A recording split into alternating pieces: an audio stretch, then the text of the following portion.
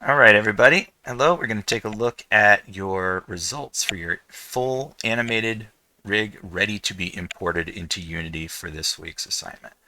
And Yang is first. Yang, how did it go?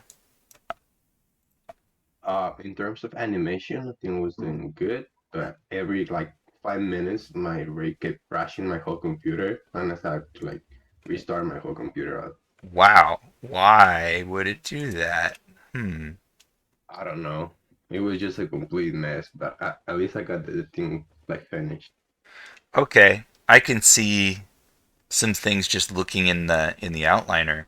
Like you've got multiple constraints. Oh no, they're on different things. I thought you had competing constraints. Well, you do sometimes. Like your left eye has two different constraints.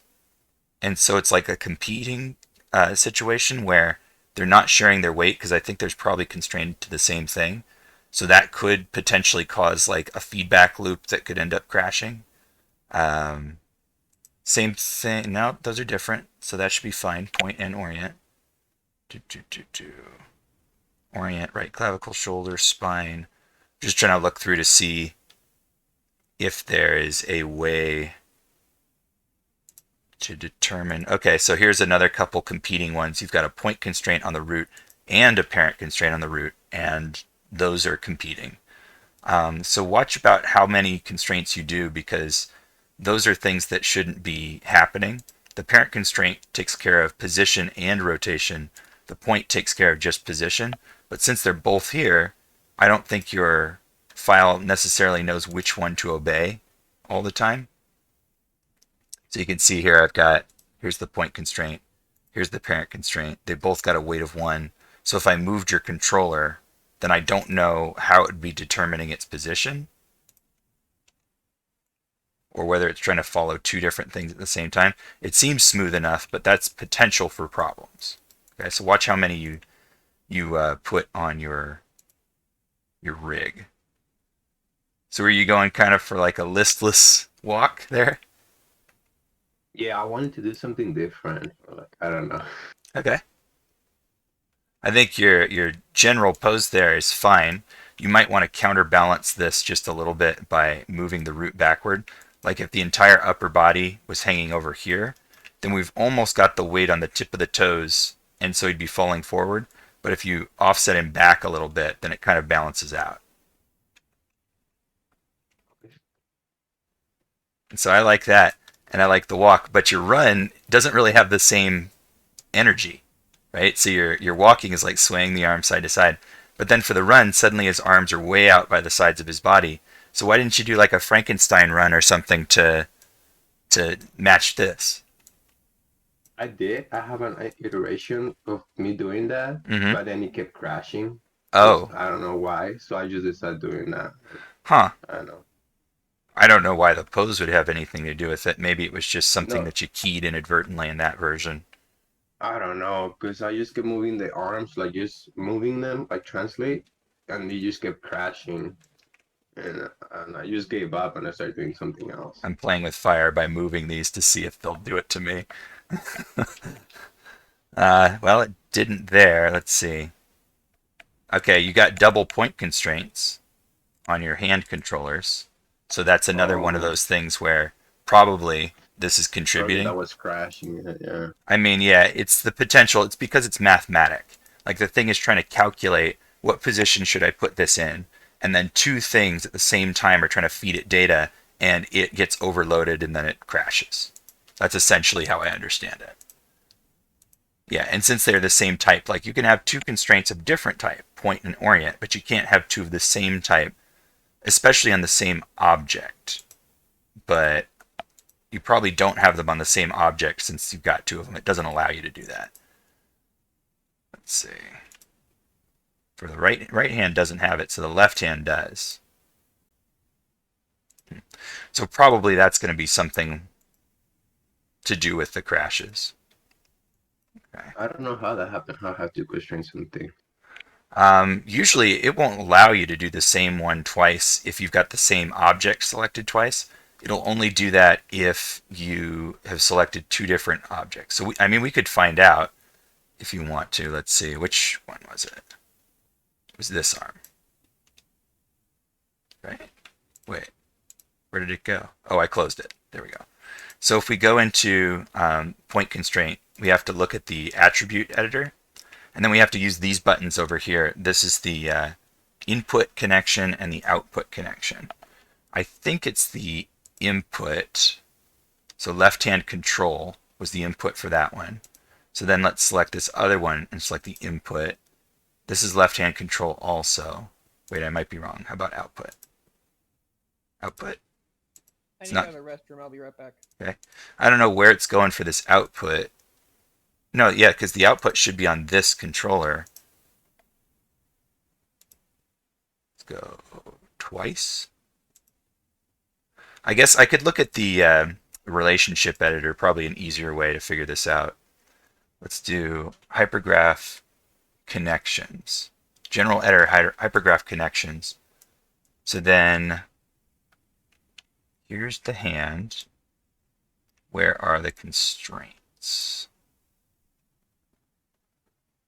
There's a constraint. Okay, so here. And it's going from, yeah, amazingly, they're going to the same thing. Huh. That should be impossible. Yeah, I don't know how I did that. I mean, that's probably why it's crashing then. Because it's what happens when you try to assign the same kind of constraint to the same objects twice is that it just overrides the first one. Because I did that on video, but yours is not. Weird. So, I mean, the fix is easy. You just delete one. So I just deleted that one. They were both at a weight of 1. It shouldn't affect your animation at all.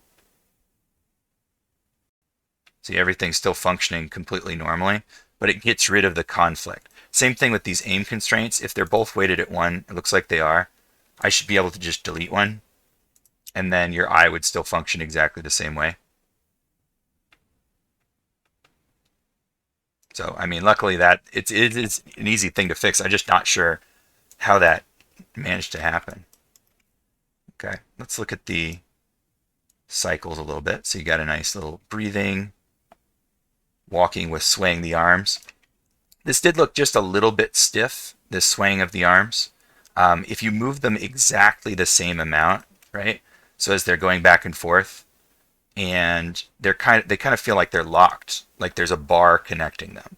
And so what I'll typically do is if I'm going to sway both arms side to side like that, try to change the amount of speed they have as they cross.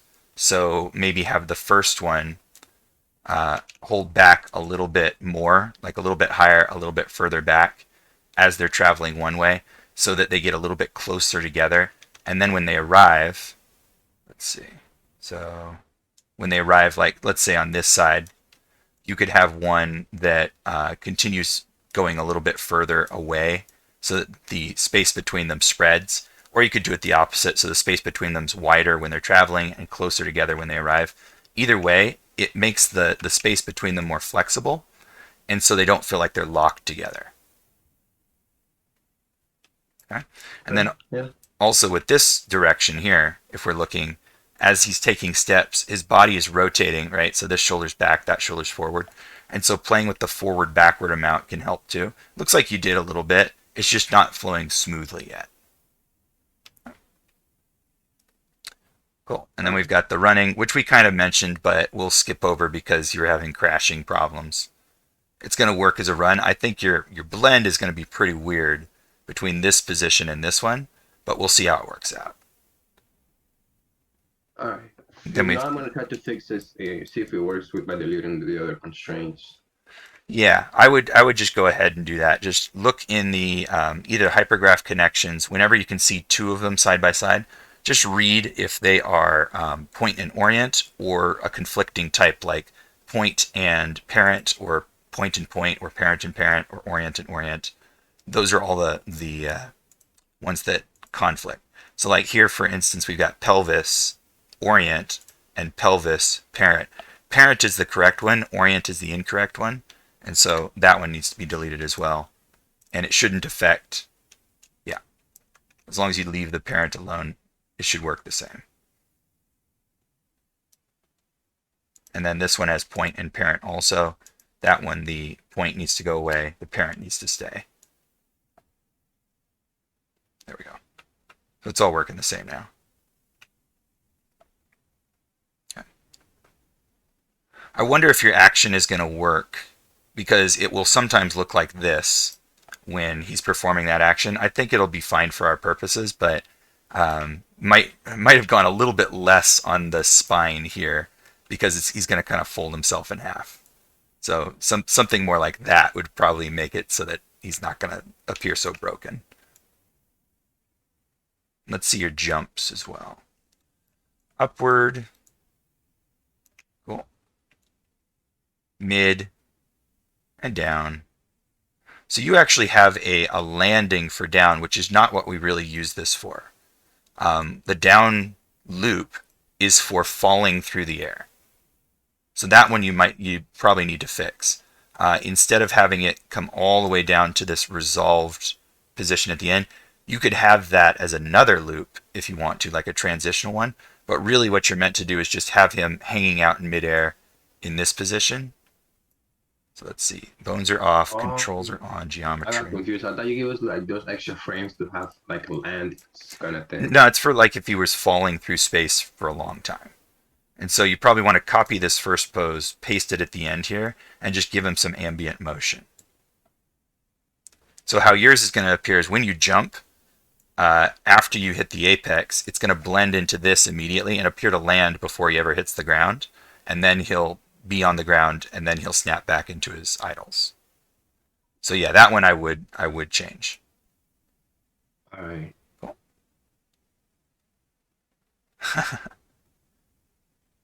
So you're going to have the option. I gave 2 options of control for the action. You can either play the intro and hold it here for as long as you hold the button, or you can do the single click to play the whole thing. So you've got the option of doing either one, because your middle pose is really good. So you'll have to choose which one you want. All right. All right. Any other questions or anything? No, I think. Well, let's hope the deleting the constraints works so it doesn't keep crashing my computer. I mean, it's playing for me right now, and the next step is just baking the animation and putting it into Unity. And by the point you've done that, then the constraints can no longer affect it. So either go back and delete the constraints and test it to make sure it works, or don't even bother for the next part and just bake all the animation. The only part that's really important is fixing this animation section here. The landing? Okay. Yeah, the landing part. That's the only part that will affect the next bit. Wait, we actually did have to animate a landing? No, I was just explaining how that's incorrect. Oh. Yeah. Okay. All right. Very good. Thank you. Well, can I still use the landing and just create another separate thing for the Yeah. coming down? Yeah, you can. I will tell you that it's a little hard to blend a landing from a jump in sometimes, because you're already able to move, so it usually appears like the feet slide. So if you are going to do a landing animation, make it real quick, like 10 frames, 20 frames max. Oh, okay. Yeah, but just slide it apart so that you've got the ambient in midair, and then you've got the landing also. And you can define them as 2 separate clips. All right. Okay? Very good. Thank you. Yep. All right, next is Devin. Let's grab this one. Okay. Frame mismatch, that's not really a big deal. Usually it's the rig had a different frame rate, but if you change it in your animation file, it doesn't really matter. Okay. Oh, that's just the last part. So yeah, you're going to have the ability to choose if you want to hold the thumbs up or just play it as well, Devin. That's cool. All right, let's go back and look at all the loops.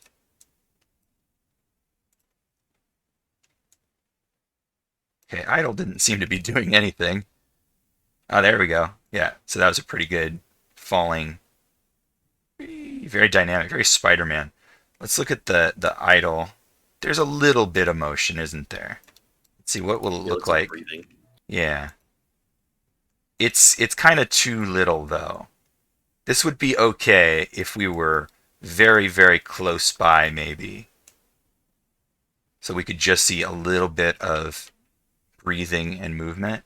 But our camera is going to be about this far back, and we're just not going to see him doing anything. It was a good idea, but I think you just need to increase the amount of motion just a little bit. Yeah, I can see like eyes moving back and forth, fingers flexing. So you got the right idea here.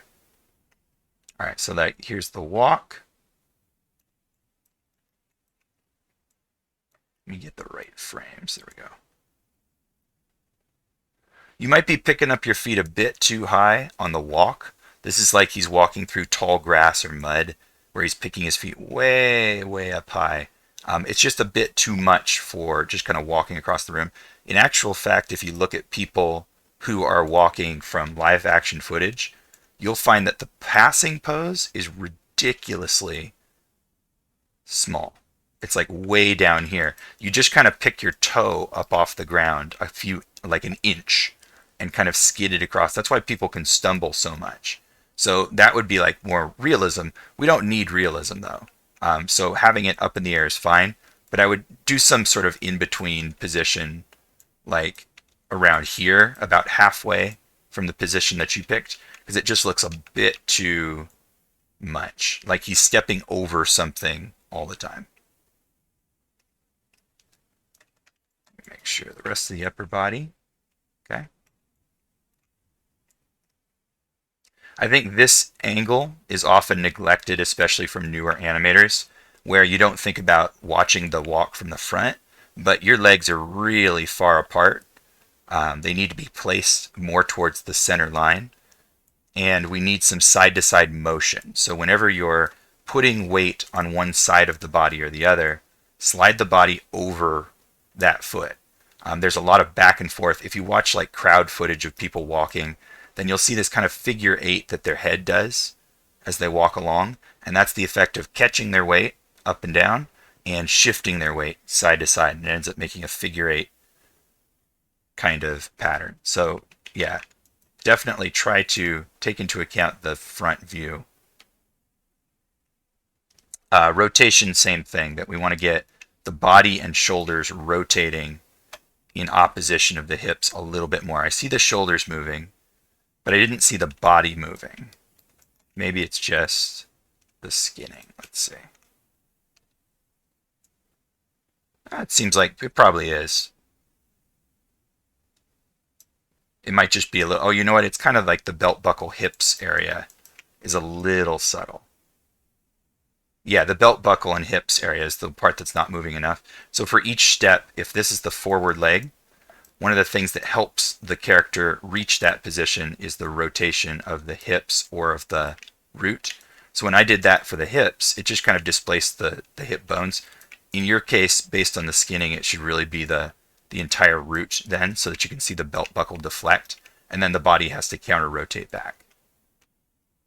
That is stuff, by the way, that makes the animation much harder to execute. So at this point, just leave it be, but it's something to think about for next time. Okay, and then same sort of thing for run. All the same things apply, like the twisting, the foot position. The only thing that doesn't apply is the foot height, which is appropriate for the run. The feet do get pretty high off the ground for a run. Let me check really quick the cycling. I think that was correct. I want to open up the graph editor real fast to look at how the translate z value for, yeah, you got it, perfect. So I was just making sure that this moves in a nice straight line. It looks like this one got a little bit off. All you got to do is click the linear button up here. But we want to make sure that that moves at a consistent rate so that your character doesn't yo-yo back and forth. The only other part that I maybe didn't mention in lecture video is that the root should do the same thing, therefore, when it's moving in Z. And it looks like you kind of have it. So there is some kind of ease in, ease out here, but since it's a part of the bumping of the character, it's going to be fine. We want to make sure it's kind of traveling in a linear way as well so that the character doesn't yo-yo. I'm not really seeing any of that problem. I just wanted to mention it. Let's see again. Yeah. A little bit with the run. It's a bit kind of sudden, but I think that's more just the way that you animated it rather than any technical problem. Okay. Upper body in general is just a bit too stiff. Like as I'm doing this, I'm not seeing like shape change in the back or any like significant leaning in the body, remember that the faster you're traveling forward, the more lean you need in order to be off balance enough to be traveling that quickly. So between your walk, which has a minor lean forward, your run should have more. At least here, maybe even here, depending on how fast you imagine that they're moving. So keep that in mind. Okay, upward pose, we got some weird skinning issue on the crotch here. You can fix that before you move on if you still have your rig file as a reference. I'm not sure why it's doing that, but somebody said that like their wrist was moving leg things, but it doesn't look like that's happening here. I'm not sure what bones are controlling that skinning, but whichever ones they are, they're not supposed to be doing it. I would have to look at the skinning to make sure. It could be something like really bizarre, like on the head. I'm not seeing that vertex wiggle at all, though. So it's probably just like the root or the pelvis or something. Although it's stretching out towards like the hand, which is why I suspected that. But when I moved it, it doesn't change. So it's not the hand. Possibly the other leg. Hard to tell. Okay. Yep, that works. And that works. Great. All right. Very good. Thank you. Kayla warned me ahead of time that she was falling behind a little bit. Let me just take a quick look to see. Yeah, there's some paint weighting stuff going on in that knee. So I think she was struggling with some paint weighting and some control issue with the thumb. Yeah, the thumb, okay, is like inside here. Let's look at the bones. All right. So it is controlling the bones now. I think what might have happened, Kayla, is that you bound the skin at a different position than is default for this thumb currently. So you would have to disconnect this thumb controller and then return it back to its default position and reconnect the constraint. So it looks like the constraint is correct. The orientation is maybe not correct because it's supposed to be something like that. Now you can just like return it back to this position and animate it like that. It's a pain, but it would do it because all that really matters is where the bone is when we bake the animation. It just means that the controller is less convenient. So if you have to, just return it back to this position and continue on with the animation because that will get you through. Okay, yeah, that's moving. Looks like the paint weights aren't done yet. Okay. Yeah, that seems to be working. Let's see here. So this one, there's a video about how to fix this part. The long and short of it was that we shouldn't be using a expression on the wrist, only on the forearm. But there's a video for fixing that part where this wiggles. Put all that back.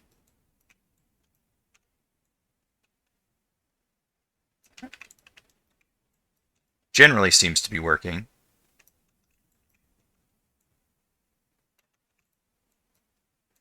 Yeah, I think she was just obsessing over the thumb issue. And what we discussed was like sometimes fixing things is going to take far, far longer. Even figuring out what's wrong, it's going to take far, far longer than just disconnecting everything and redoing it from scratch, which usually works. Because oftentimes you intended to follow the right steps and then just didn't somehow. So figuring that out would take a lot longer than just trying again and actually getting all the steps. Okay. All right. Very good. Hope you can catch up. If you have any problems or questions, then send me a message to ask, and I'm happy to demonstrate things or point to you where the demonstration is. Thank you. All right, Miguel.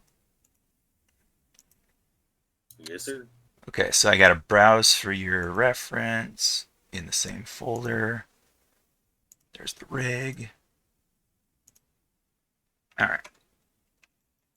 Let's take a look. Is that finger guns? Yep. Okay.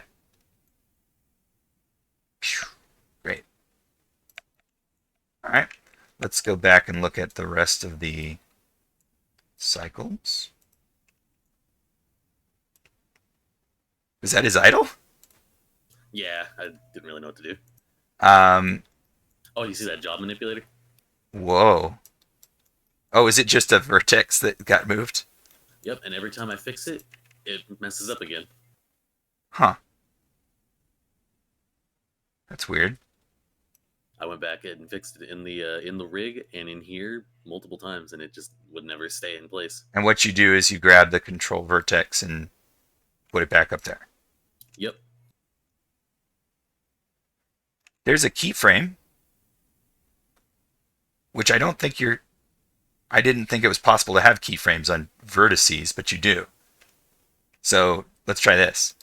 Right click, delete. Oh, what's wrong? One or more attributes is referenced. It's weird that there's no channel box, but there is a keyframe.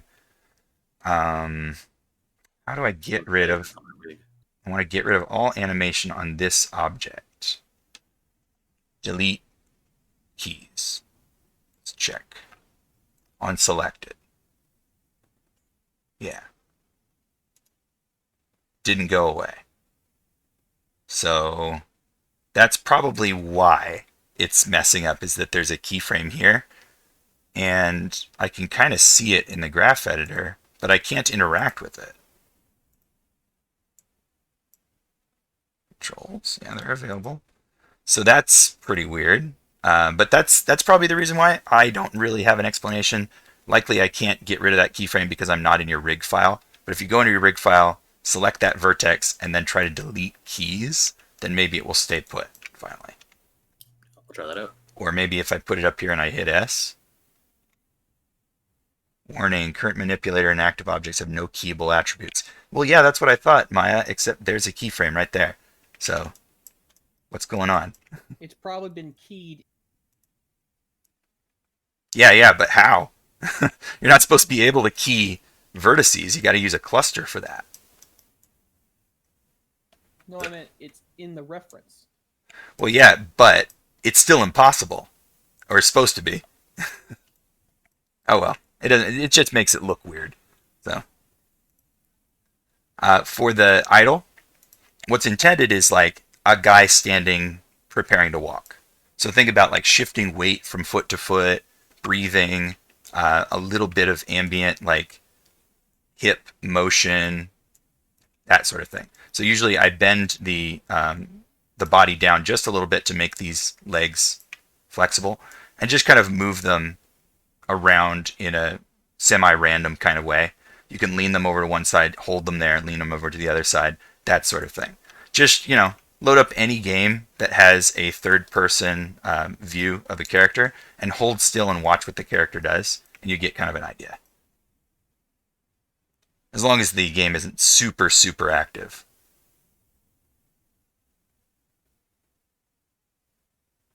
Okay. Walking works. I had a problem getting my run to read. Okay, let's see. Like, I exaggerated the poses, but I don't know. It's like the same timing as the walk, so it doesn't feel fast. Yes. It does have the same timing as the walk, and that was to facilitate blending, which is too slow, right? The thing that the walk is lacking right now is that both feet are on the ground at the same time, and that's not what a run does. A run has 1 foot on the ground, maximum, sometimes 0 feet on the ground. So when you are pushing off here, before you ever arrive at the contact, that foot needs to be up in the air.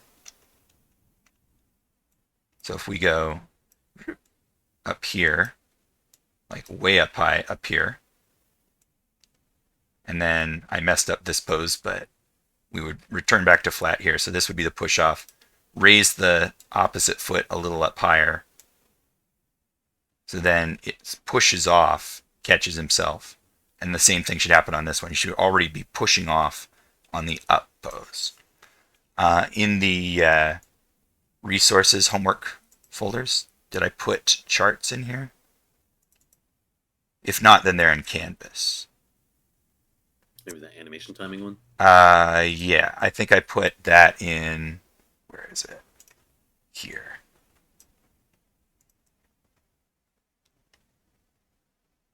jump. Oh, you know what? Jump, jump, jump. Oh, here's run. Yeah, there's run. Okay. I guess I didn't put walk in this one, but we had walk earlier. So you can see on this run chart, when the contact foot is hitting the ground, the opposite leg is way high up in the air. The passing pose, we've got this leg fairly high up, but on the up pose, that's the last contact for the foot, and this is still high up, and then we get this momentary midair kind of thing. So you never have both feet touching the ground in a run or a jog. Okay. Yeah, and of course the timing should be like twice as fast also, but the whole reason that we're doing it slower is just to facilitate blending. So you just kind of ignore that part, and then we speed it up by 2 times when we go into Unity. Okay. You got the body lean and everything going though. Arms could use a little bit more detail in general. So for the walking, they look like they're kind of tensed, like they're in a semi-bent posture the entire time. Usually what happens is that because we've got a hinge joint on the elbow, if the arm is traveling forward, the hinge joint opens to almost its greatest extent, so the arm becomes straighter. And then when it's traveling backward, the hinge joint allows the arm to fold up, and so the arm drags behind a little bit more. So it's not just perfectly locked with the feet. It tends to drag and accelerate and drag and accelerate, and it makes them feel a lot more active. So here, where we've got our contact, since this arm is traveling forward, I would generally lower it and move it back a little bit, like this, as it's traveling forward. And then it catches up, which you could probably move a little bit further forward, like that. Then as it's traveling backward, I would delay it. Let's go, how about here? I would delay it, flip the wrist upward just a little bit, and leave the arm a lot more bent, so that as it arrives, it accelerates back into that pose and then can straighten out again. Usually drop down a little bit. So it'll just give it a little bit more action. Okay. Okay. Same thing's kind of true with the run, except it's a lot more violent. So when the arm is traveling forward in the run, it's not going to straighten out necessarily, but it is going to be at a greater extent than it would otherwise be, something more like that. And then when it hits its forward point, that's good, but the way it got there wasn't. So lower, forward, so it can fold up right at the end. So it'll go out and up, and then tuck in, back and down. Yeah, kind of like that. So it gets this sort of outward arc and then inward tuck. So it'll go round, in, like that. I don't know why, but the arm being more extended coming forward looks wrong to me. Yeah, because you never see it. It's also really quick. And it's probably not as athletic as could be. Like if you look at Olympians or like really fast runners, they pack their arms in really tight and control them, but they don't squeeze the elbow closed. They're just trying to keep their arms in a minimum of motion. But it still does the same kind of action, that sort of fortune cookie shape. When it's going forward, it will be more open. When it goes back, it will be more tucked, but they'll keep it really, really contained. Or if the person running is really swinging their arms, as sometimes happen, it goes very, very high and then very, very low and kind of follows a big fan arc. But that's not very athletic. That's kind of a little bit more spastic, really. You just gotta like look at footage, you know? I think that's more of a sprint thing. Yes. Because in a sprint, you don't have to conserve your energy. You just have to get all your energy out in one big burst. So they don't care about their arms flying everywhere.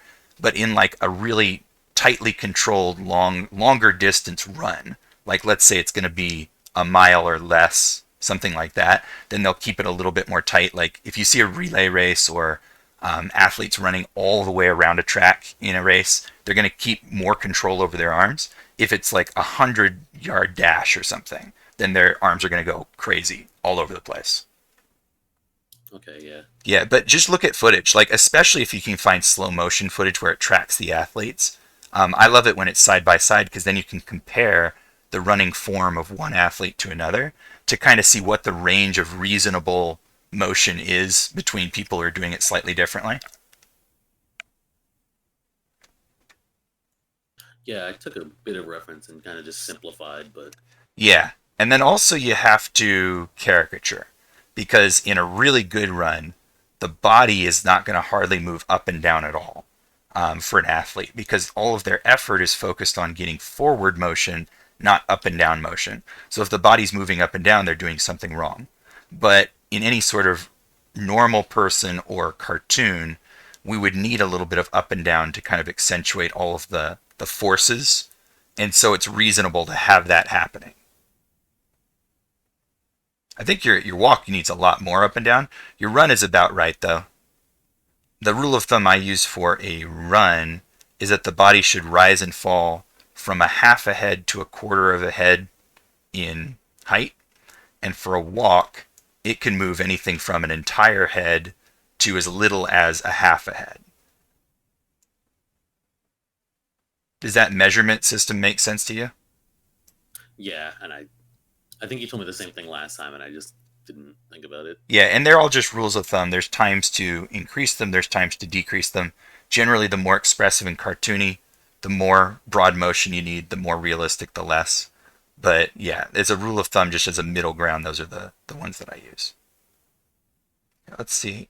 So jumping, I think that'll work fine. The fact that the arms are moving. It's intended just as a single pose, but Oh crap! Oops. yeah, I mean, as long as you don't loop this, if when you define the clip, you just say no looping and no loop pose, it'll play through to here and then transition. I actually think it'll work out, no problem. Then we've got this one is actually holding still, and then Yeah, this I think one's that doing was his the one. flailing. I just messed up somewhere. Oops. Nope, this is good. And then finger guns, cool. So for you, make sure that you, when you mask the body, don't include any of the spine or head, I guess, and so just your arms will be moving. Yeah, because I thought they would be like looking at things, right? So We don't have that ability. Like I could have coded that in, so where we've rotated the camera, we'll shift the head and body, but we would have to provide an animation for that. I did it once on a controller where I rotated the spine a little bit, shoulders, neck and head more, left, right, and then a little bit up and down. And you can make it so that it tracks wherever the camera moves. In this case, he'll just be looking straight forward. oh, all right. But it'll be fine. All right, very good. Any other questions? No, I think I'm good. Thanks. Cool. All right. Gunter.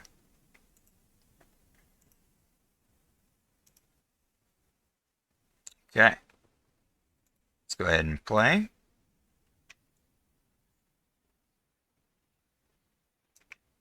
Okay.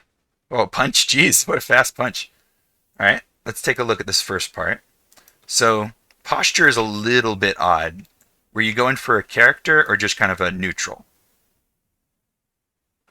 Sort of like he's standing in attention, but he's lazy about it. And he's just breathing. Okay. In that case, I just moved the hands a little bit closer to his sides because his arms are stiffly held away from his body, which indicates some sort of intention. But here is like a sloppy posture neutral. That's why I did the shoulders like they are. Like That's they're down. yeah, that's fine. The shoulders are great. It was just that the hands are being held out at like 15-degree angle, which shows like muscle stress, right? So to relax them, let them hang down. Like literally, if you stand up and you flop your arms, you'll touch your own thighs, So for a character, we want to make sure that they get at least down to where the thumbs are touching if we want to feel them relaxed, or something close to. Like I think this one's a bit better. This one's because the elbow's a little bit too close. Just move that out. Okay. Let me bring it back to what you had. Okay. So you've got like this kind of down and up bobbing, which is okay. I think it needs a little bit more than that just to feel less robotic. generally we try to avoid symmetrical movements in a living thing because they are unnatural, stiff, and robotic. So with both hands doing that, I would just try to avoid that part of it. And then I was typically, just trying to simulate breathing. yeah, and I think you got the breathing. I see that, the chest and head and shoulders and all of that stuff. We just need a little bit more motion. What I would do, I guess, is just kind of like push the body off to the left on this half and push the body off to the right on this half, and it'll give it just one extra little dimension. Okay. Let's see. Whoop. I want to bring that back to here and see if that. So it just gave it a little bit of like a circular motion. Okay. Yeah. Which is probably not as good as it could be, but it just makes him feel a little tiny bit more alive. So hands a bit closer, a little bit more motion. I tend to try to get like either a bouncing back and forth motion or a figure 8 that's very, very flat for idles. Or if I can, then moving to one side and kind of hanging out. Arm swing more. If that motion is driving it, then yes. So like in this case where if I were to move the arms closer, like this, and then I know that the body's moving off to the right, this arm would kind of hug a little bit more, and then this one actually would come out to kind of delay, but it can't be bigger than the body motion or it'll look really weird. Yep. So now they're stopping. So this would catch up and this one would relax. And then they're traveling the other way, so I would want to have this one trail behind and this one pin a little bit closer to the body. So it's going too far right now, but yeah, just kind of dragging after the motion of the body. Unless you really were holding them stiff, like and at attention, then they won't necessarily do that. Okay, let's see. The walking. That's something weird's going on with the hips in that walk. I think I did the hips. Then if that's. What do you think you did? I tried to make the hips move a little more, like to make them. It just looks like they're not in line with the root for some reason. I think I did that on purpose at some point. I'm not sure. You might be bending this first spine too much. Okay. So it makes it look disconnected, because I was going to blame the hip controller, but it's not really out of line that much. But the butt looks like it's sticking out, so I think it's this one. If I move that back down. Oh, you've got, okay, so you got your spines all kind of going in different directions, which is not typically how you want to treat the spine. At the end of the day, you got a shape that's good enough, but it looks like this one was rotated forward, this one was rotated back severely, and so it's kind of going, in a stair step, which we don't want to have happen in the spine. They should generally both go. I was trying to simulate the breathing thing again. If you go. Ooh. Yeah, but it should be more subtle than that. Well, you know what? Looking at it, it doesn't seem bad or anything. It's more just the relative position of this one to the root, especially at this pose. Just makes it seem like the butt is sticking out the whole time. Yeah, it does resolve towards a more reasonable thing in the middle of that animation. Let's see. More up and down on the hips. He's not moving enough. He's moving about like a width of his belt instead of like half of his head. He needs to go further. And I don't think you've got all the poses in either. This one is a passing. This one is a contact, but you're missing the down and up. Oh. Right? It's contact down, pass up, contact down, pass up. Oh. Right? And of course, what I've just done is too much. Without referencing the old video. What about the chart?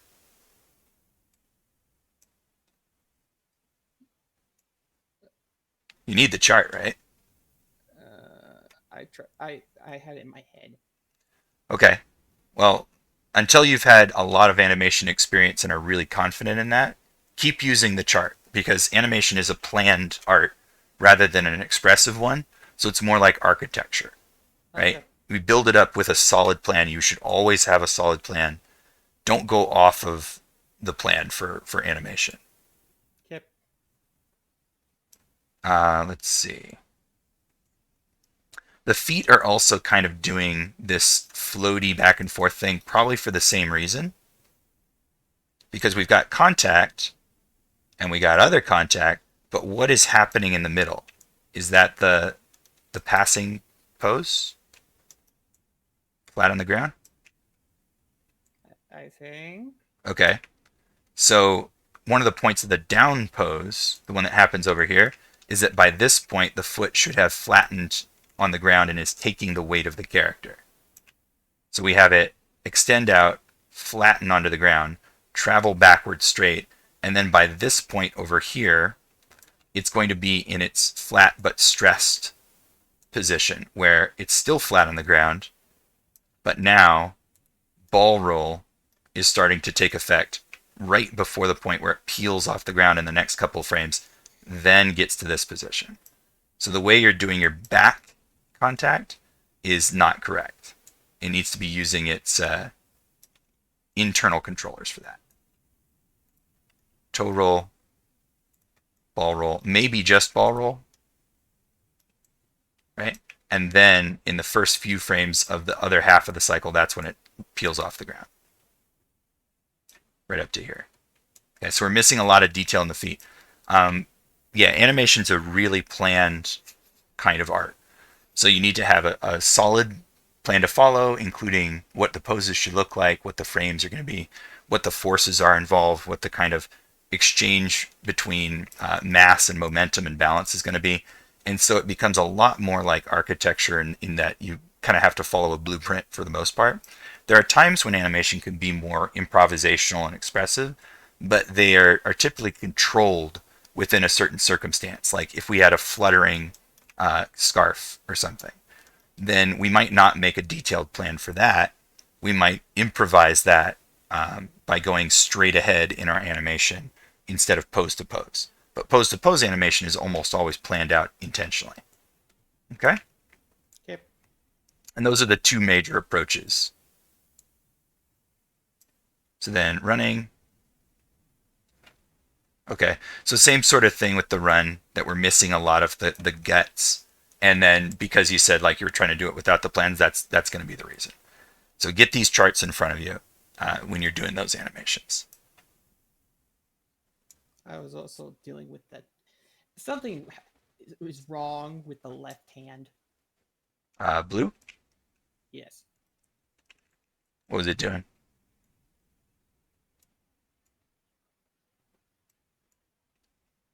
Um.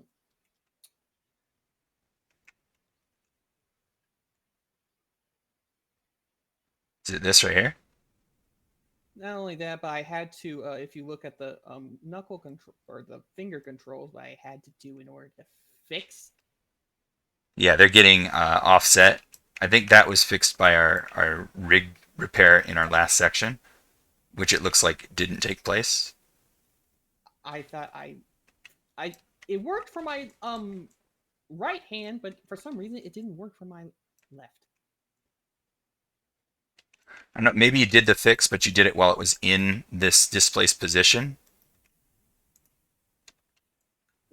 No, I did it with the rig.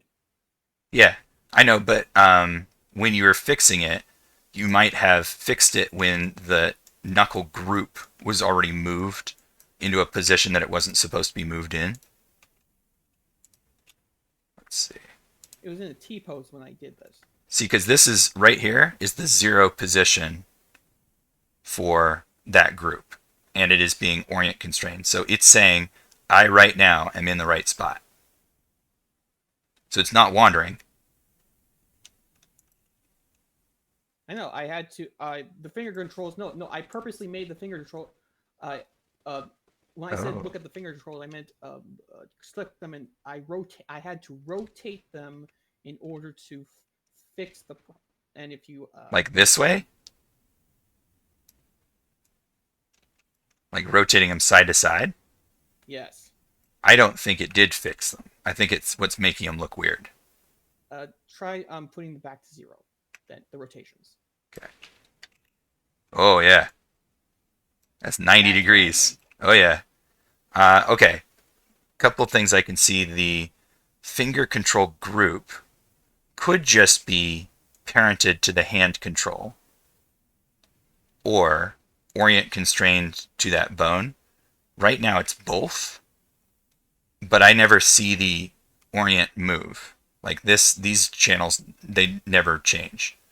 So I think your hand is doing exactly what the bone is telling it right now, but probably the zeroed positions were never frozen on these controls in the correct position.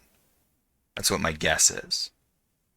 Because this would have been correct, and that's 90 degrees displaced.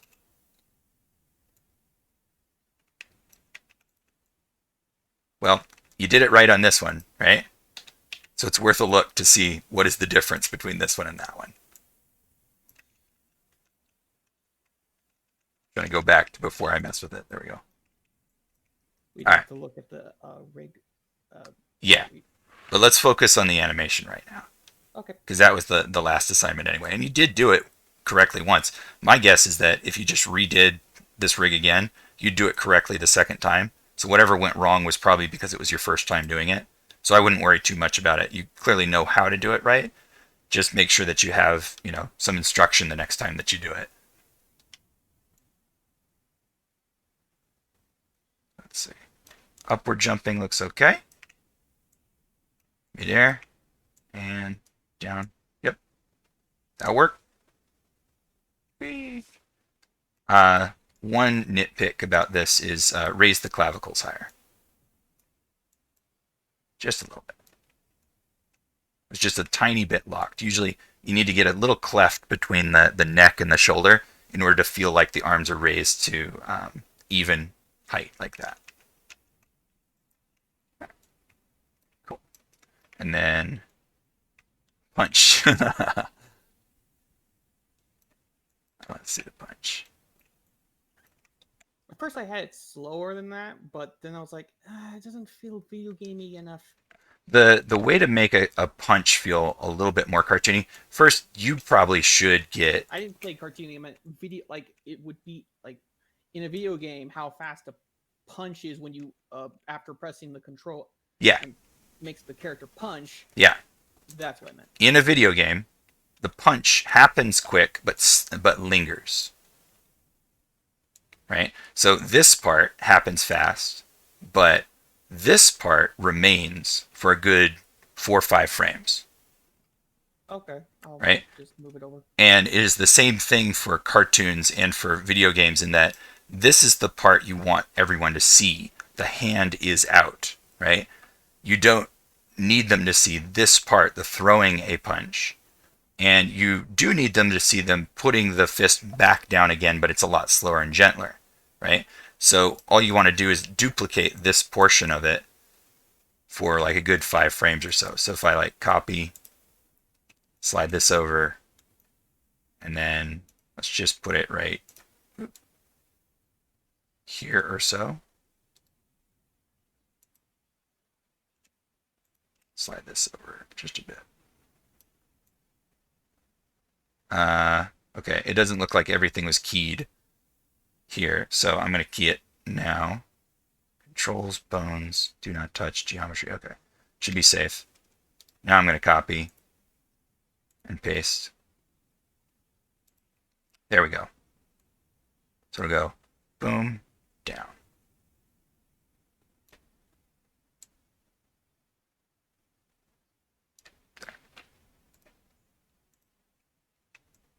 So now there's other principles at play also that we need to consider.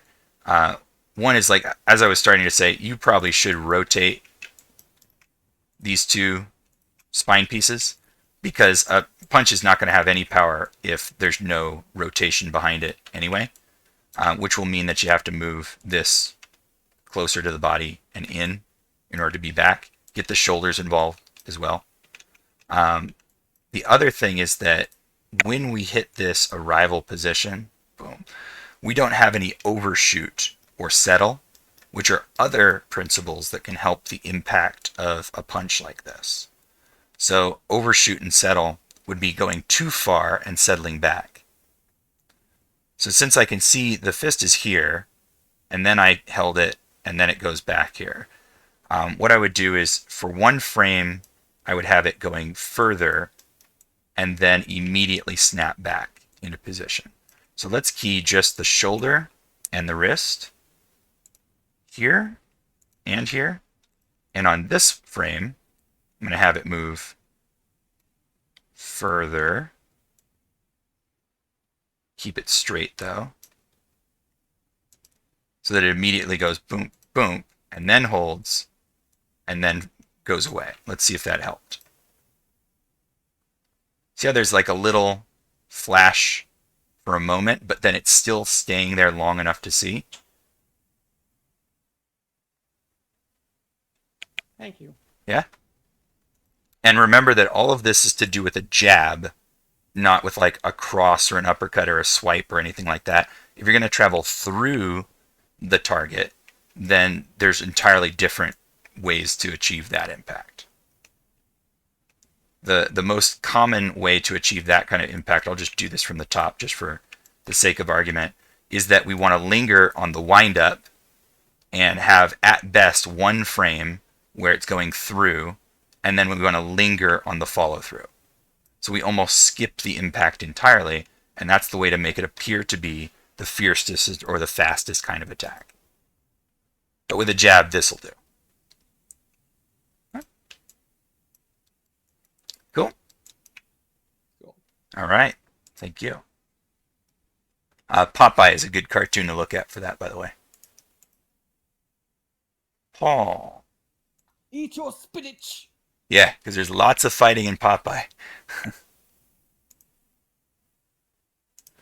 Okay. I believe Paul said he was having trouble as well. Yeah, so no animation here. It's just the rig referenced in the animation file. I was looking at it a little bit. Let me see if I can remind myself what the issue was.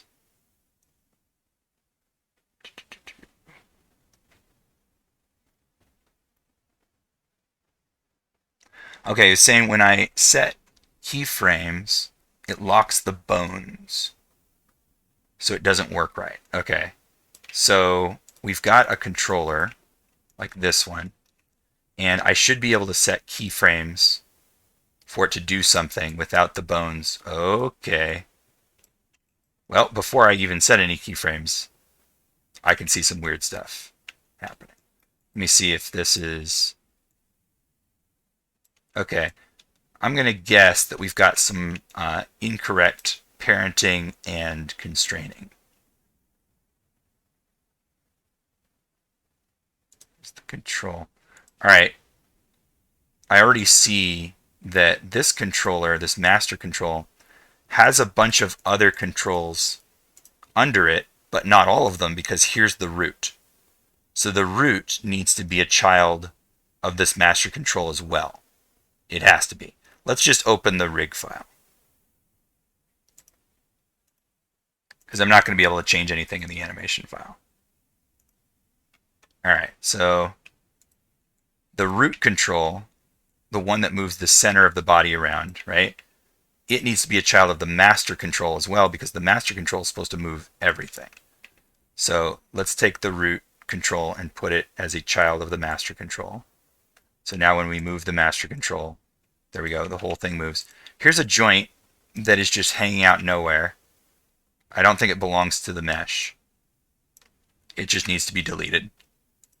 The do not touch group looks like all the right stuff in it. Okay.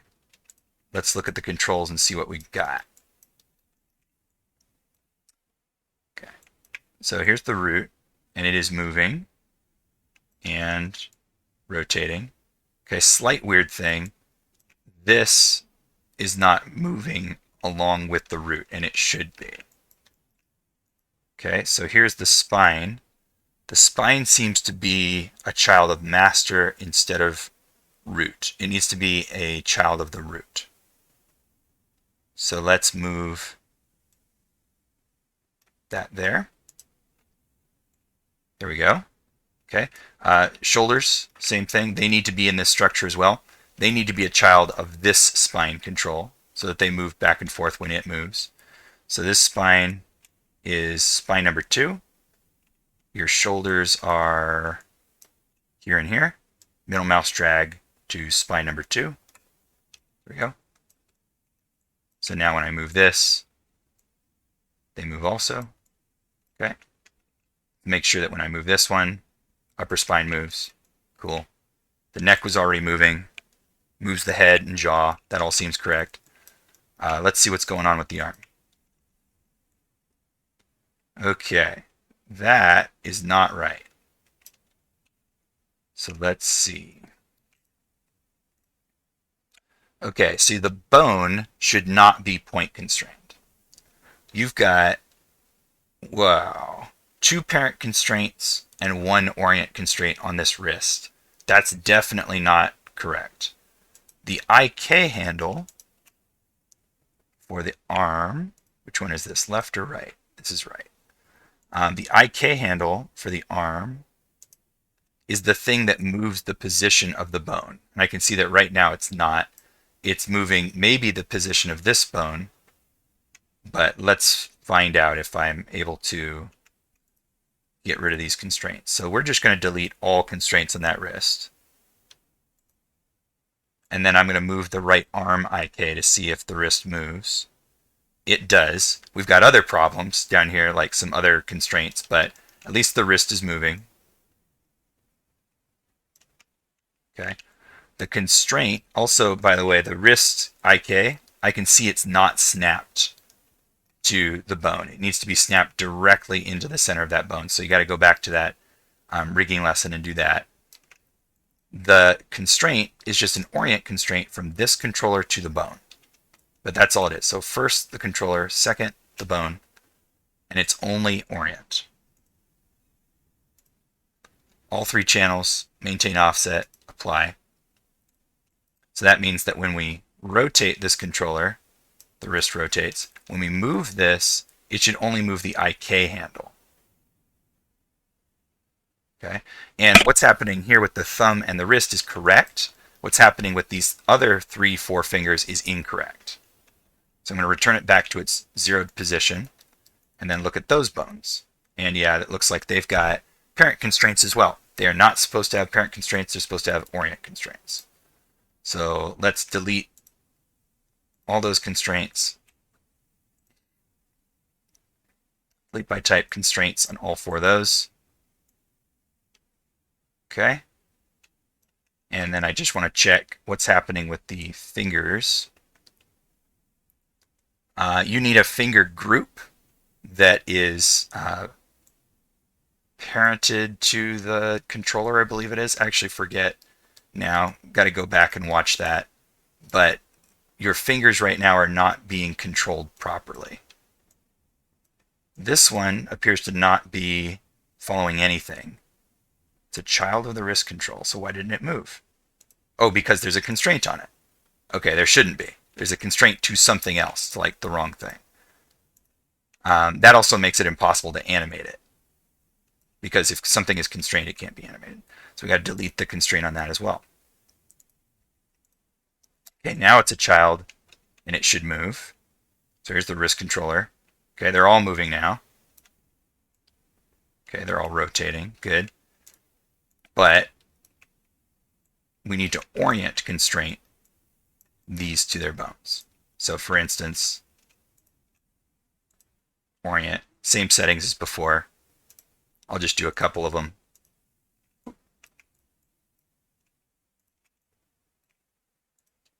Orient, and you got to go through all of them. So now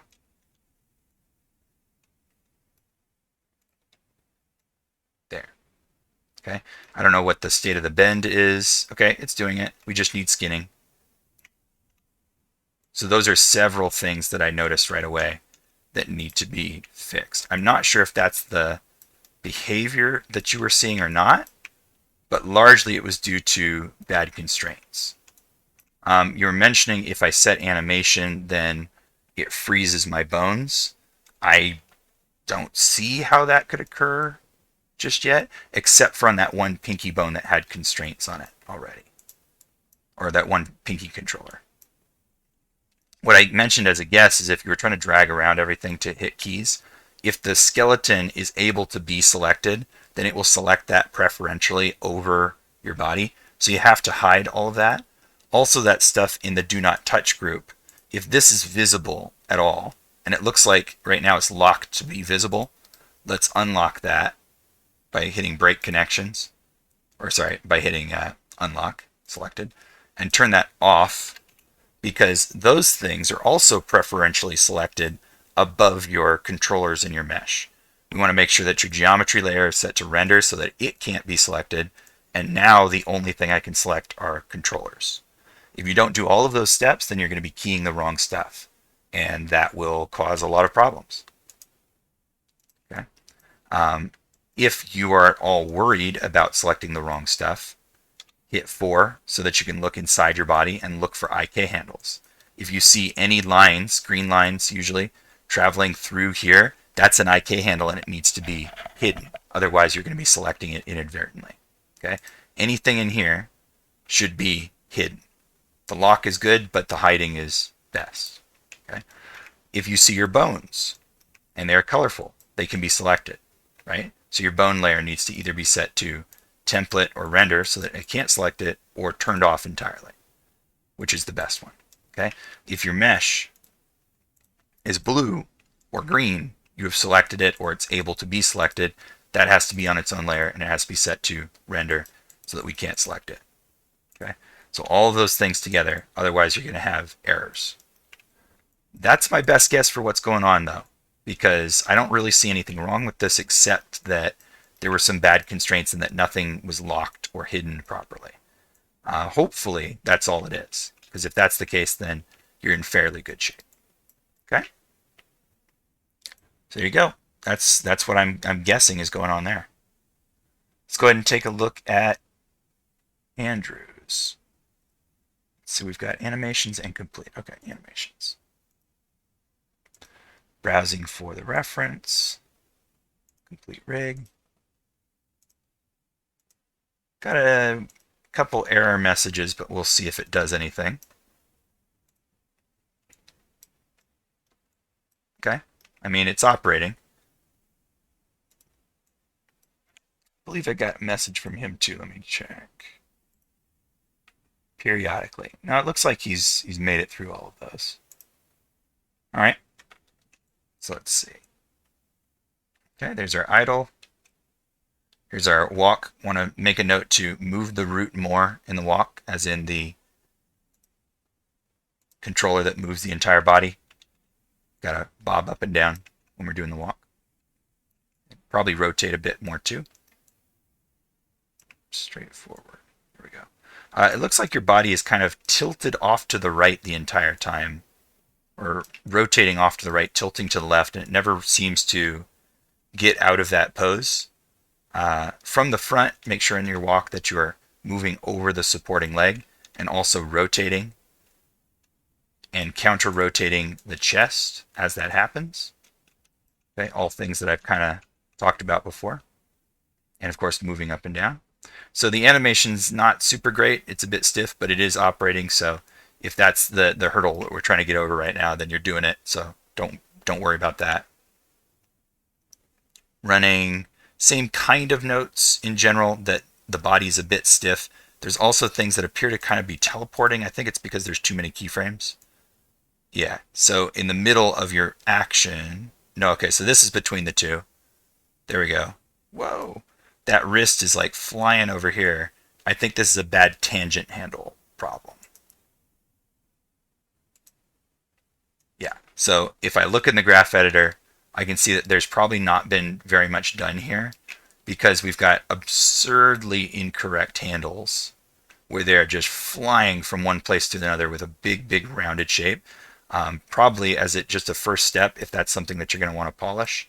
grab all the controllers on the entire character and all of the keys and just hit the automatic button. That will get them at least operating in a semi-normal fashion. You could also hit the linear button, which makes everything really boring but really predictable. I would stick with this one and then selectively go through and change some. But now it's going to make it so that that wrist doesn't fly out of control from position to position. Okay, in general, just going to keep your animation a little bit more under control. Okay, that works. That works. There was like some extension of the middle finger there. Okay, we need some animation on this one. So make sure to apply some ambient animation there. Okay, finger guns, great. And you've got it actually held already, which we don't need. We can actually establish that within Unity, but it just means you can make this one clip, this a second clip, and this a third clip, and so it should be fine. All right, there we go. All right, I know he was struggling a little bit with that, but it looks like we've got all usable clips in the end, so you can definitely keep going with that. But little things to make note of as far as like animation quality and the way that you're using the rig.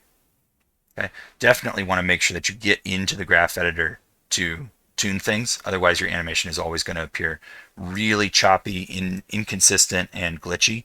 You have to open this at least once to smooth out the curves. Okay, all right. Thank you.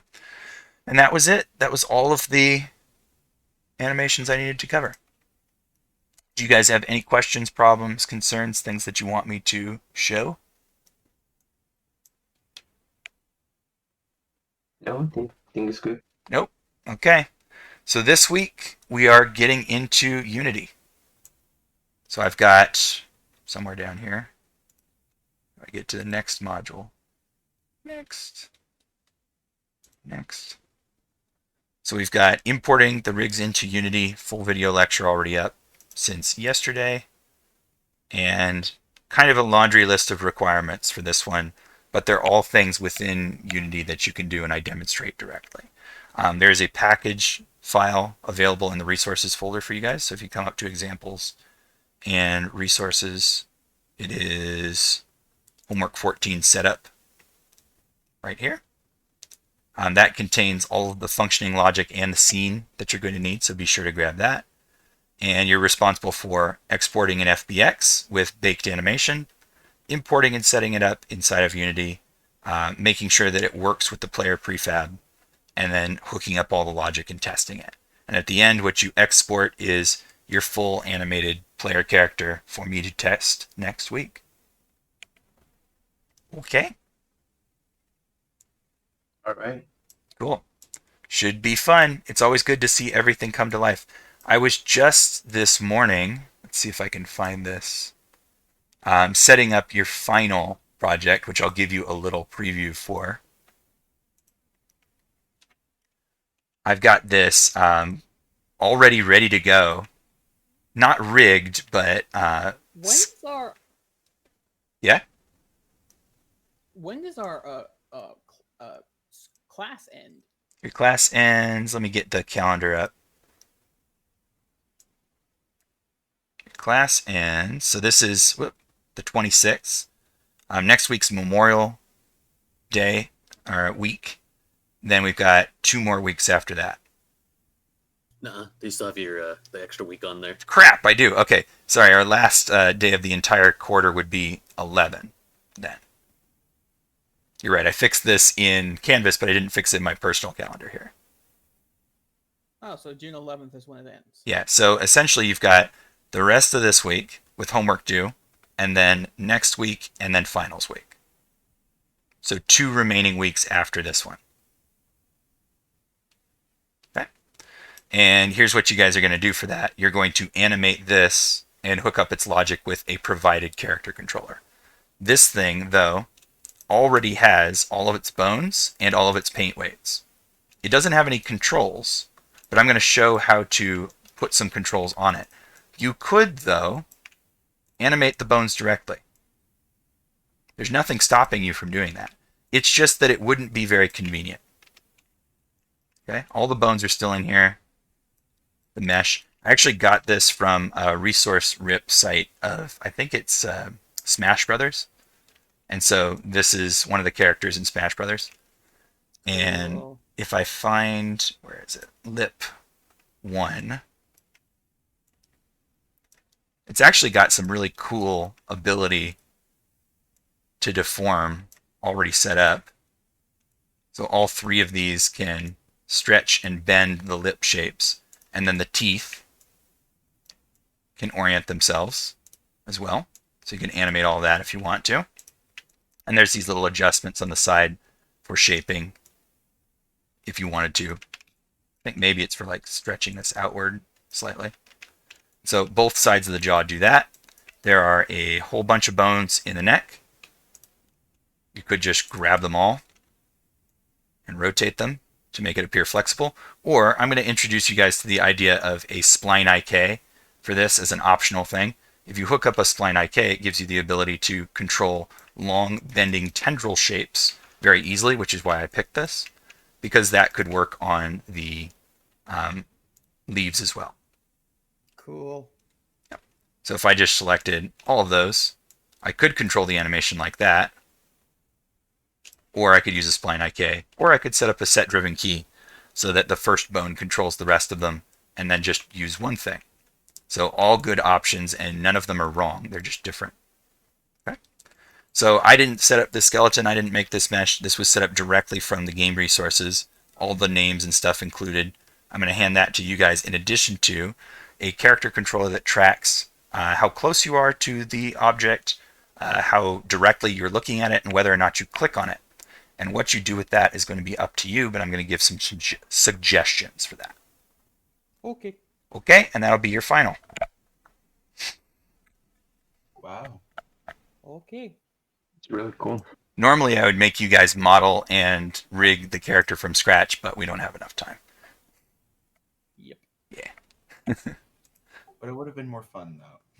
It is. It is really cool to come up with an idea, make the model, make the rig entirely by yourself, and make it work. It's really cool. You feel like a toy maker, but this will be a close enough approximation.